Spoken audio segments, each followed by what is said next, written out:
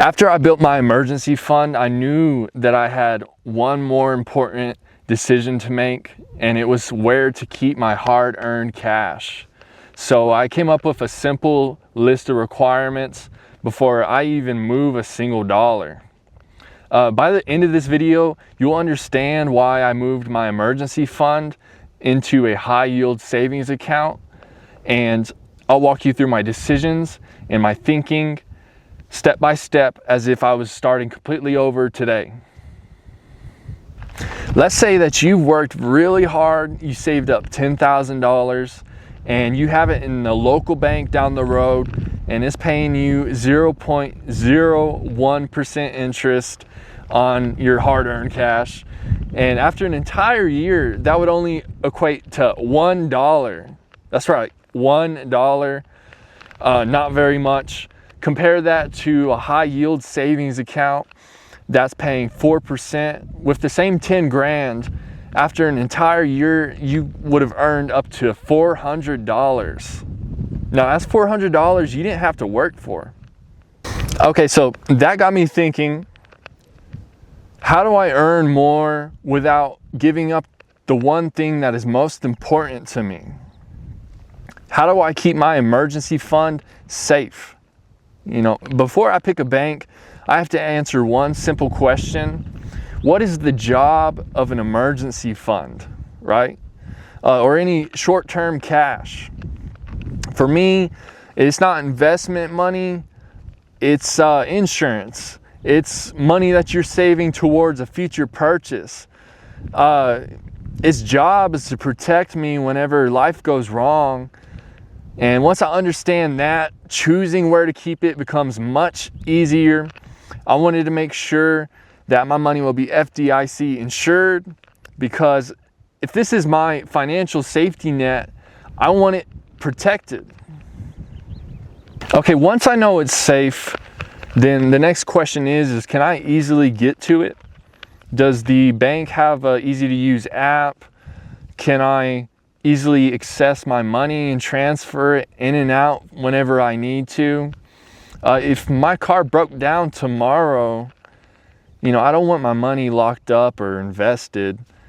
With that, I know that my money will be safe, and I know that it's easily accessible. The last thing I would ask myself would be, if this money is going to just sit here, right, it might as well be earning something.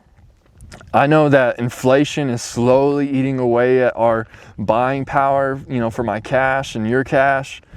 I'm not trying to make money with my emergency fund, but I also don't want it just sitting there earning 0.01% interest. You know, with just a small investment of time, moving your emergency fund to a high yield savings account could earn you, you know, up to extra roughly hundreds of dollars in a year. And it's not going to make you rich, but it is a simple step that could put money in your pocket. And this isn't about chasing the highest return. It's about making one smart decision that takes about an hour or two today, and it'll keep paying you year after year just for your work. You know, good decisions that compound over time.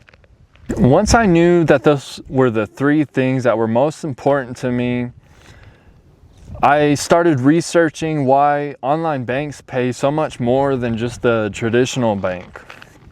I wanted to understand why they could pay up to 4%, but you know, the local bank, the brick and mortar, pays you almost nothing. I figured out that online banks, they don't have the same overhead as just your traditional one, and just because of that, the money that they save, they pass it on through higher interest to savings accounts. And one thing to keep in mind is that these interest rates aren't guaranteed. They're not forever. They're variable, so they'll go up and down as interest rates and the economy change. And that's completely normal. That's going to happen. Don't want to overthink it. Just pick the best one that you can find. Another thing that I noticed while I was researching was that some of them advertise their highest rate. They got a boosted rate, but there's requirements for it, like a direct deposit or a minimum balance. Before opening an account, just make sure that you understand exactly what you need to do to earn that rate. For example, while I was looking at SoFi, they give you a boosted rate up to 3.8%, I believe, on their savings account, but only if you meet the requirements, which is receiving direct deposits or having a deposit of up to $5,000. So just kind of keep that in mind. I still have a checking account with my local bank for deposits from my job, and it's there if I ever need cash or to just talk to someone face to face. I can, and it's there. But an emergency fund and short-term cash have a completely different job. So what would I look for today? Personally, I'd keep it simple, keep it as simple as you can. I just look for an FDIC insured bank with no monthly fees, no minimum balance, and if possible, just find a really good competitive rate, and an easy to use app would just be a plus. Once the boxes are checked off, I would just quit searching. Don't overdo it. You can spend that time somewhere else. While comparing banks like Ally, Marcus, Capital One, and SoFi, I wanted to mention that I'm not looking for the perfect bank. I'm just looking for a good one that hits my checklist, right? Don't optimize for the highest interest rate or the perfect bank.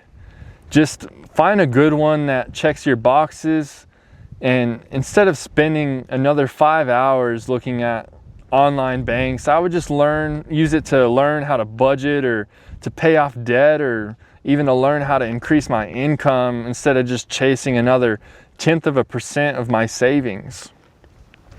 After comparing the mentioned banks, I ended up going with Marcus by Goldman Sachs for my emergency fund. Not because I spent hours comparing, the top 15 banks, but just because it checked the boxes that were important to me. FDIC insurance, no monthly fee, no minimum deposit, and it had a competitive rate at 3.4%. And now with that bank account, I have an insured and reliable place to keep my emergency fund and to earn a little bit extra at a higher rate compared to just my local bank. A high yield savings account like this will help protect my cash and its buying power against inflation, which is great. That doesn't mean that it's automatically the best choice for you. Rates and features change over time, so I encourage you to do your own research. Marcus was just simply the best fit for me, for my time and just my priorities. At the end of the day, a high yield savings account isn't about getting rich. It's about giving your emergency fund a safe place to do its job while earning a little something instead of almost nothing. Good financial decisions don't have to be perfect.